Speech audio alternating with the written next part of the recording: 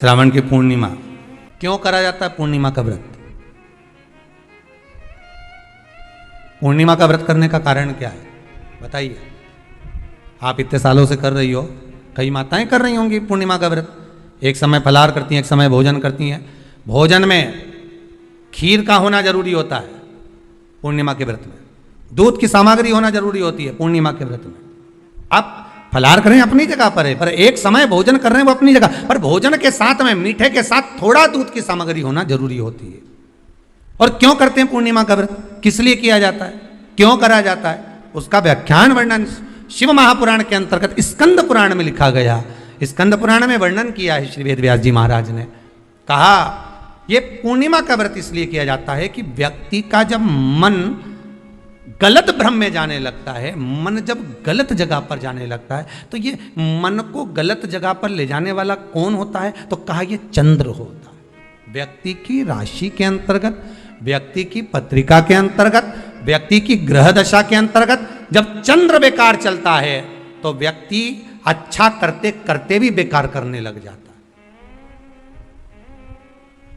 चंद्र डोल रहा है। कई माताएं कहती हैं गुरुजी हमारे बेटे को आशीर्वाद दीजिए, बहुत गलत संगत में जा रहा है। मतलब समझ जाना कि चंद्र गड़बड़ जा रहा है। बेटी अगर गलत मार्ग पर जा रही है, बेटी अगर गलत संगत में जा रही है, किसी अन्य व्यक्ति को आकर्षित हो, चंद्र गड़बड़ हो रहा है, उसका चंद्र कहीं जा रहा है। कोई पुरुष, कोई लड़का, कोई गलत मार्ग पर जा रहा है, चंद्र गड़बड़ हो रहा है।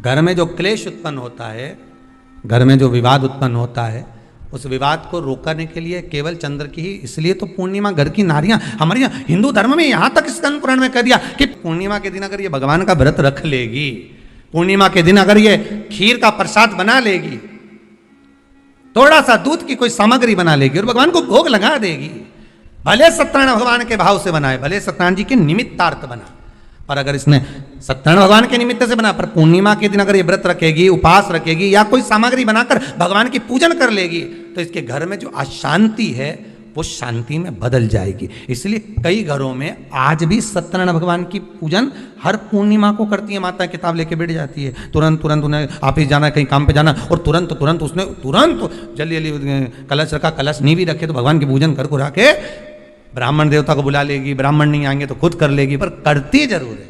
इतना सा आटा सेक लेगी, पंजेरी बनाई, सीरा बनाई, मिठाई रख दो, कुछ भी करेगी पर सत्यनारायण की कथा कर ले। उसका मन लग गया उसमें, मतलब पूर्णिमा को करना है। उसको करने से क्या होता है? शांति रहती है, शीतलता रहती है। जिसके घर में हर महीने की पूर्णिमा को खीर बनती हो, ध्यान दीजिएगा, बहुत सुंदर संवाद चल रहा है, बहुत ध्यान देने वाली बात है। प्रत्येक महीने की पूर्णिमा को जिसके घर में दूध की सामग्री बनती हो, दूध की सामग्री तैयार होती हो, खीर प्रसाद तैयार होता हो, उसके घर में कभी क्लेश नहीं हो सकता। चाहे सास बहू एक दूसरे के सामने वो कहे ना, वो सांप और नेवले की लड़ाई क्यों ना, फिर भी शांति हो जाती है। पर प्रत्येक महीने की पूर्णिमा होना चाहिए। ये नहीं कि तुमने एक महीने की पूर्णिमा पे बना लिया और दूसरे महीने की पूर्णिमा को गायब कर दिया। सावन महीने का आखिरी दिन आप शिव को जब 2 लोटा जल चढ़ाएं तो उसमें इत्र का भाव रखकर, कामना कर कर, त्र्यंबकेश्वर बाबा का स्मरण कर कर और महामृत्युंजय मंत्र को जपते हुए, महामृत्युंजय मंत्र का स्मरण करते हुए, और अगर महामृत्युंजय मंत्र याद नहीं हो तो पंचाक्षर मंत्र नमः शिवाय, पंचाक्षर का स्मरण नहीं रहे तो षडाक्षर ओम नमः शिवाय, षडाक्षर का स्मरण नहीं हो तो श्री शिवाय नमस्तुभ्यम मंत्र का स्मरण कर कर इत्र का जल शिव जी को समर्पित करो और बाबा से निवेदन करो कि 1 महीना तेरी कृपा से सावन के निकले, तूने जल चढ़वाया, बीच में कोई दिन छूट गया, कोई कारण आ गया, हम जल नहीं चढ़ा पाए। जैसे भगवान विष्णु एक कमल का पुष्प नहीं चढ़ा पाए थे तो उन्होंने अपना नेत्र निकाल कर दे दिया था, तो भगवान शंकर इतने प्रसन्न हुए थे कि उन्होंने अपना सुदर्शन चक्र दे दिया था।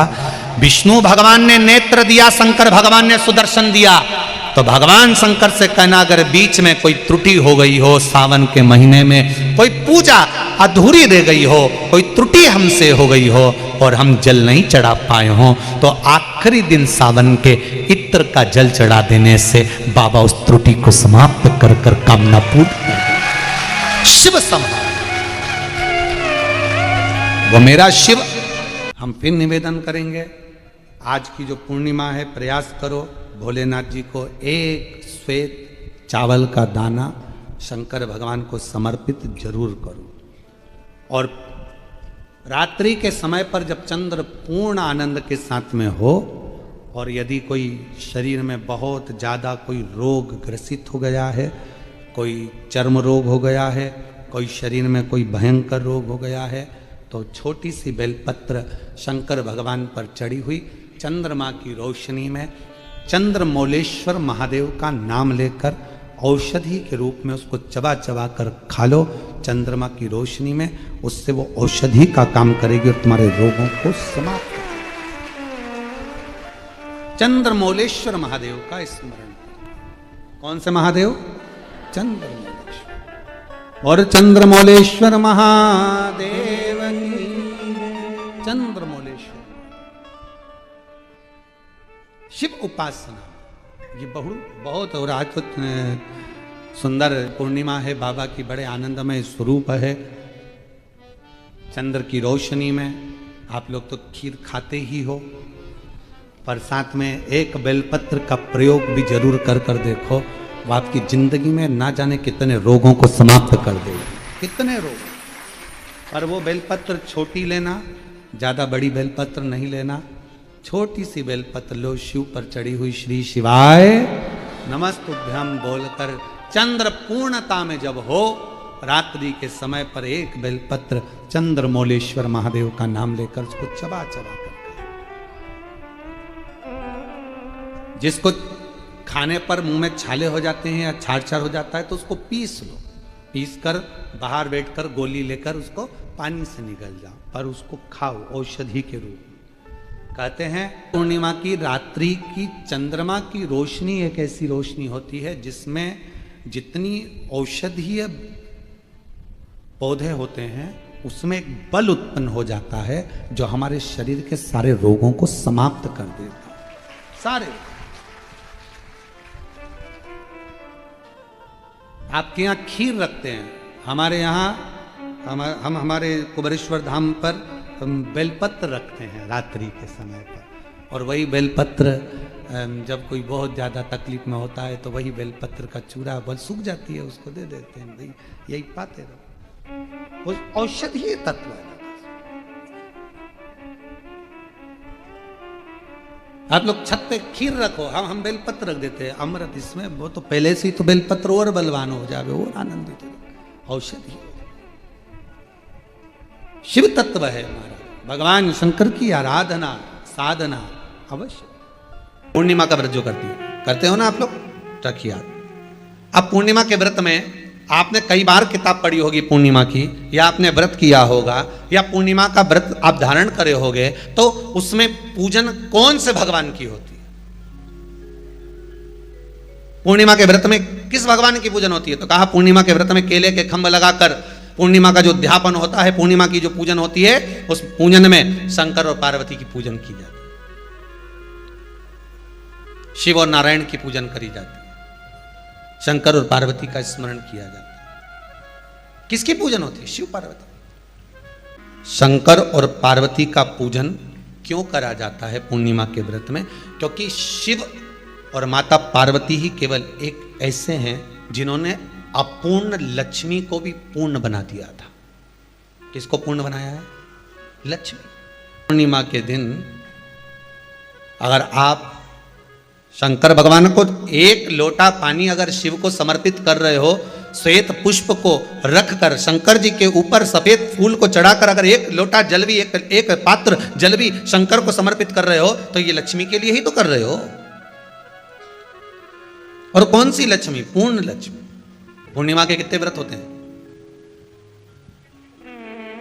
बोलते जाओ, जरा जल्दी जल्दी बोलो।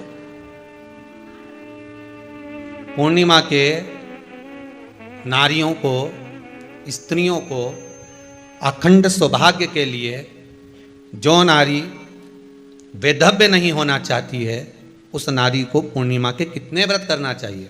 जिस नारी के यहाँ संतान नहीं हो, औलाद नहीं हो, उसको पूर्णिमा के कितने व्रत करना चाहिए। जिस नारी का पुत्र पति बहुत बीमारी से ग्रसित हो, लग रहा हो कि ये मेरा बेटा बहुत बड़ी बीमारी में घिरा हुआ है, तो नारी को कितने व्रत करना चाहिए। स्वयं भगवान कृष्ण ने माता यशोदा को द्वापर में भी बताया है कि पूर्णिमा के 32 व्रत होते हैं। कितने व्रत होते हैं? 32।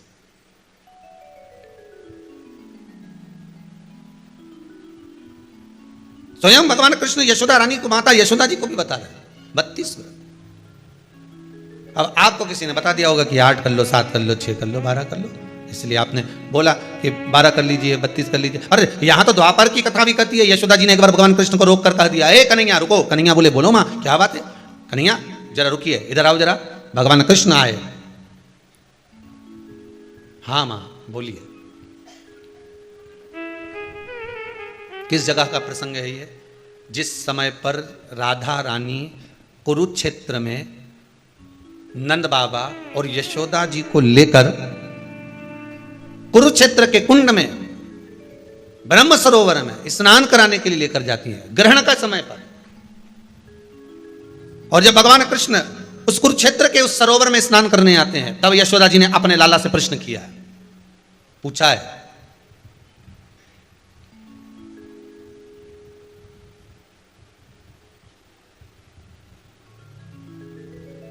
कि नारी वेधव्य होकर ना मरे।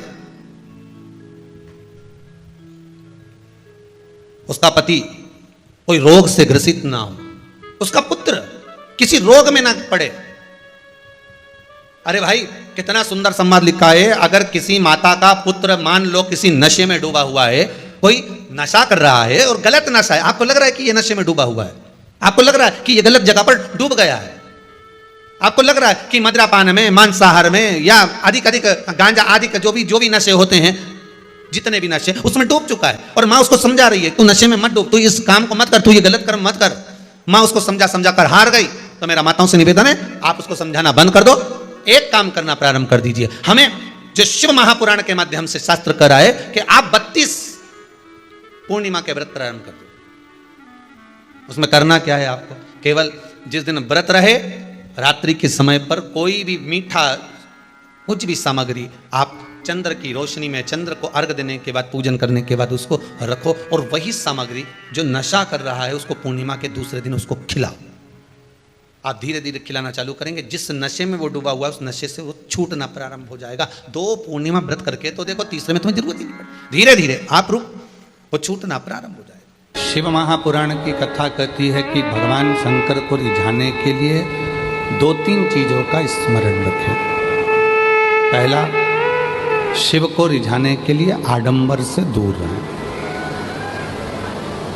अगर भोलेनाथ जी को रिझाना है तो आपको दिखावा नहीं करना, आडंबर नहीं करना। दूसरे नंबर पर है, शिव को रिझाना है तो व्यर्थ का खर्चा और व्यर्थ की चर्चा, इन दोनों से दूर। शिव को रिझाने के लिए व्यर्थ के खर्चे से भी दूर रहना और व्यर्थ के चर्चे से भी। कर्जा लेकर कोई व्रत मत करना, कर्जा लेकर भगवान शंकर की पूजन मत करना, कर्जा लेकर कोई उद्यापन मत करना, कर्जा लेकर कभी जिंदगी में शिव महापुराण की कथा मत कराना।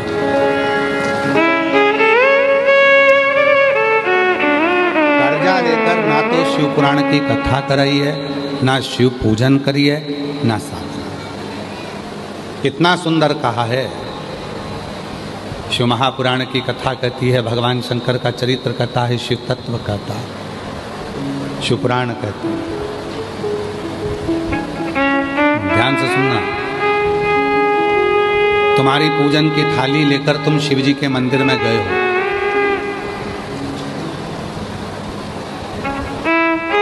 देखो अभी जलवृष्टि बंद थी, रात को भी बंद थी, कथा में चालू हो गई। क्यों? क्योंकि बाबा पूरी पूरी परीक्षा लेता है, तभी तो देता है, तभी तो देता है।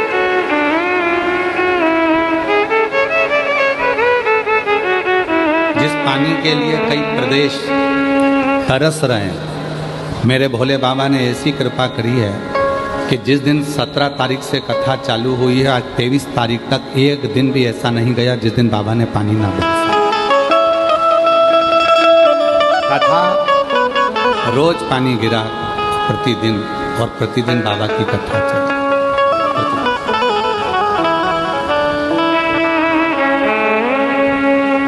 तो भगवान शंकर को रिझाने के लिए 2-3 चीजों का ध्यान रखो। पहले नंबर पर है, शिव जी को दिखावा पसंद नहीं है, आडंबर पसंद है। आप शिव जी को कोई दिखावे से प्राप्त नहीं कर सकते।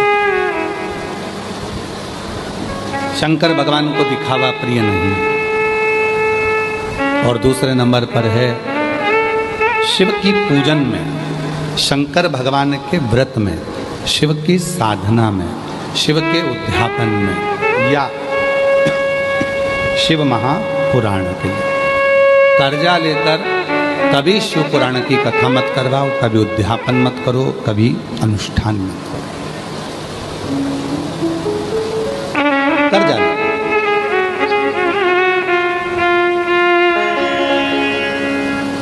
जिस दिन मेरा उघड़दानी पंडाल में बैठकर कथा सुनो, जिस दिन मेरे भोले बाबा कृपा कर दें, तुम्हारी झोली इतनी धन से भर दें, तुम्हारी इतनी संपदा दे दें, तो बस उसी दिन सोच लेना कि मुझे कथा कराना।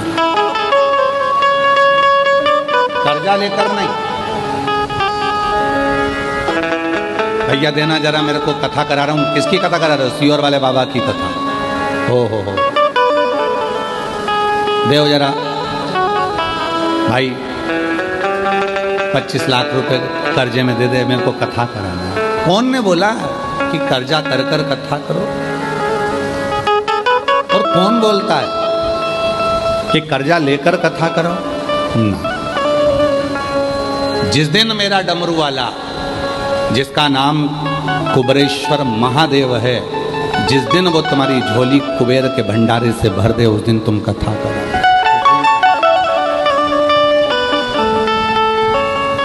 कर्जा लेकर नहीं, आडंबर कर कर नहीं। कर्जा, व्यर्थ का कर्जा और व्यर्थ की चर्चा, ये दोनों ही शिव को प्रिय नहीं है। व्यर्थ की चर्चा भी मत करो, ना व्यर्थ का कर्जा हो, ना व्यर्थ की चर्चा। लक्ष्मी, वो कौन से 2 स्थान हैं जहां तू जाना पसंद नहीं करती? लक्ष्मी, वो कौन से 2 स्थान हैं जो व्यक्ति धारण करता है तो उस व्यक्ति के पास में से 2 साल में, 4 साल में, 6 साल में, 8 साल में तो रुष्ट होकर चली जाती है? वो स्थान कौन से हैं? तो 2 स्थान माता लक्ष्मी ने बताए हैं। पहला, फूटे हुए बर्तन में भोजन करना। कौन से बर्तन में? जम के बोलिए जरा। जो टूटा बर्तन होता है, खंडित बर्तन होता है, फूटा हुआ बर्तन होता है, कहीं गिलास की किनोर टूट गई है, कहीं कटोरी की किनोर टूट गई है, कहीं थाली की किनोर टूट गई है, और तुम कहीं प्लेट की किनोर टूट गई है और तुम उसमें भोजन कर रहे हो, तो टूटे हुए बर्तन में भोजन करने वाले के पास में लक्ष्मी छिन्न हो जाती है, उसका भाग्य भी फूटे हुए बर्तन की तरह हो जाता है।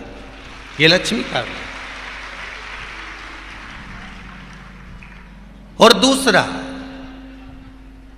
फटे हुए वस्त्र धारण करने वाले का भाग्य भी फटे हुए वस्त्र की तरह, जैसे फटा हुआ कपड़े का रेसा रेसा निकलता है, उसी तरह फटे हुए वस्त्र धारण करने वाले की भी जिंदगी में परिश्रम का रेशा निकलता रहता है, पर उसको सुख का भान नहीं होता।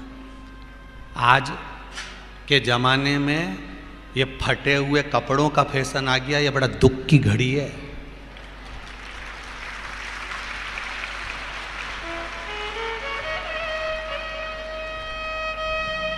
ये बड़ी दुख की घड़ी है महाराज। और लोग उसको फैशन समझ रहे हैं। पहले तो कम फटा होता था, पर आज के जमाने में तो इतना इतना फट गया, ऐसा लगता है कि दिवाली का बम चलाने गया था दीपावली पे और बम कपड़ों के बीच में से फट गया। इसलिए वो कपड़े कब पहनेंगे तो ने अब पहन लिया। शास्त्र कह रहा है, लक्ष्मी कह रही है माता पार्वती को कि दो जगह पर अगर ये दो क्रम जिस जीव के होते हैं उसके पास में से लक्ष्मी 5 साल में। हम कई बार कहते हैं इन बच्चों को नहीं मालूम, इन नवयुवक लड़कों को नहीं मालूम, इन नवयुवक बेटियों को नहीं मालूम कि फटे हुए कपड़े पहनने का फल क्या है। आज नहीं, विवाह कर कर जब जाएगी तो मायके से जब ससुराल जाएगी, तूने कुंवारी अवस्था में तो खूब फटे हुए कपड़े पहन लिया ने, मम्मी मैं तो जीन्स लूंगी ने ये लूंगी, तू तो खूब फटे हुए पहन, पर वहां जब जाएगी तब मालूम पड़ेगा कि रोना किसको कहते हैं। आज तो पहन लो, वो उसी में की बात है। कल वाली बात याद कर लो, अभी खाओगे तो कुछ दिन के बाद ब्लड बनेगा और ब्लड बनेगा तब जाके ये शरीर में दौड़ेगा। आज की आज तुमने रोटी खाई तो क्या आज की आज ब्लड बन गया? जम के तो बोलो रे खरगोन वालो, नहीं बनाना। आज खाया है तो ब्लड 8 दिन में, 4 दिन में, 6 दिन में, 2 दिन में, 5 दिन में, 3 दिन में बनेगा। आज की आज ब्लड नहीं बनेगा। आज खाया तो 2 दिन में ब्लड तैयार होकर तुम्हारे शरीर में दौड़ेगा, शरीर में दौड़ेगा तो तुम्हारा शरीर भी चलेगा। उसी तरह तुमने अगर युवानी अवस्था में, कुंवारी अवस्था में ये फटे हुए कपड़े पहने हैं तो जब तुम्हारी अवस्था बढ़ेगी ना, आज नहीं रोना पड़ रहा। आज के जमाने में तो फैशन है साहब, फैशन है तो आज पहन ले, बाद में रो ले, रो बाद में बैठ। नहीं, ताली बजाने से कुछ नहीं होगा री जीजियो, फालतू की बात है। आज यहां से जाते से ही अपने को एक ही काम करना, जितना फटा हुआ कपड़ा है इनके सबके पोछा लगा दो, बाल्टी में डुबाई डुबाई के। ये ताली बजाने से कुछ नहीं होगा। लोग तो कब से चिल्ला रहे हैं हम सुधरेंगे, जम के तो बोलो। गायत्री परिवार वाले रोज चिल्लाते हम सुधरेंगे, हम बदलेंगे। कब बदलोगे?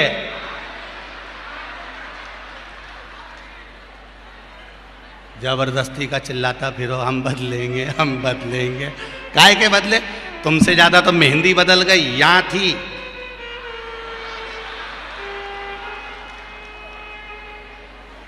और बची कुची थी तो यहां पहुंच गई। यहां और पूर्णा कथा करने गए हड़पसर में तो वहां पूछ लिया हमने, हड़पसर में जाकर तो हमने पूछा तनु इधर आ बेटा, अब जजमान के घर की छोरी। हमने कहा बेटा ये तूने क्या करा? अरे गुरुजी वो टेटू है ना, टेटू बनवाया है। हमने कहा कितने का बनवाया? अरे गुरुजी 700 रुपये का। हमने कहा तुम मुंबई पूना वाले फालतू का खर्चा करते हो, 700 रुपये का कहीं गाय को चारा देते तो बेचारी 2-4 दिन तक खाती। अब 700 रुपये का तूने टेटू बनवाया। अरे गुरुजी फैशन चल रहा है। तो हमने कहा बनवाने की जरूरत क्या थी, खुद बना लेती, फ्री में बन जाता। तो क्या गुरुजी अपना हाथ नहीं पहुंचे? नहीं। हमने कहा कैसे नहीं पहुंचे? पहले दीवार पे बनाओ, उन्हें चिपक जाओ। कैसे नहीं पहुंचे?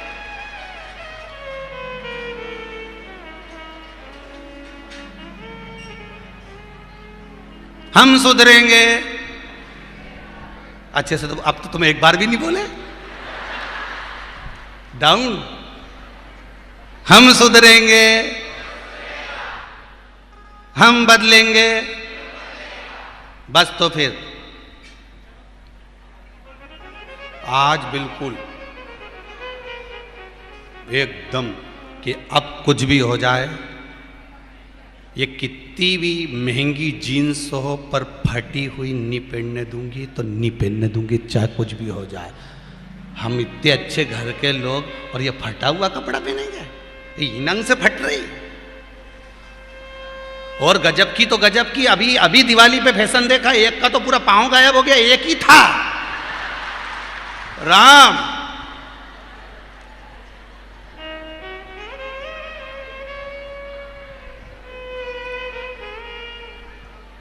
ए सुधर जाओ रे, जितने सुन रहे हो, नहीं तो सिधर जाओ रे।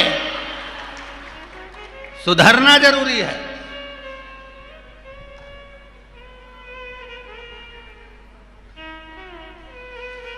फटे हुए वस्त्र भी धारण नहीं करना। घर की बेटियां, घर के लोग ऐसे कपड़े पहने, ये श्रेष्ठता नहीं है महाराज।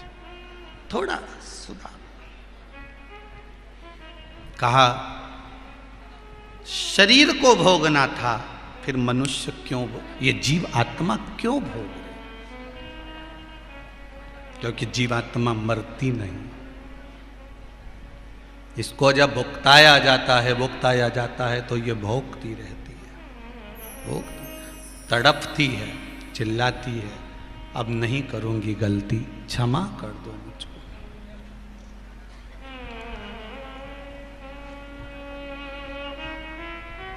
बहुत कहते